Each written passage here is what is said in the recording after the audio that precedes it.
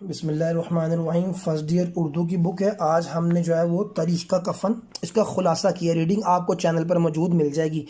جس طرح ہمیشہ کی طرح خلاصے کا جو میں امپورٹنٹ پوائنٹ بتا دیتا ہوں وہ کون سے پوائنٹ ہیں۔ عیدی کا نماز سے پہلے شیدی کا آخری صف سے اٹھنا۔ شیدی کمزور اور کلا کلوٹا وجود کا مالک تھا۔ عیدگاہ مختلف لوگوں سے بڑی ہوئی تھی۔ مولوی صاحب کا جوش و خروش سے خطبہ دینا، لوگوں کا شیدی کو آگے جانے پر کوسنا، شیدی کی آنکھوں میں پراسرار چمک کا ہونا اور آگے بڑھتے ہی جانا، لوگوں کا شیدی کو جیب کترا کہنا، مامو خان موچی کا شیدی کی کو پہچان لینا اور اس کو جو ہے نا وہ سپورٹ کرنا۔ پہلے نشست پر نامی گرامی شخصیت محمود صاحب کا ہونا، ان کے سیکیورٹی گارڈ کا ان کے ساتھ ہونا، شیدی کو گرفتار کر کے پولیس کے پاس بھیج دینا، پولیس کا اس کے اوپر تشدد کرنا، شیدی کا خاموشی سے مار سہتے رہنا۔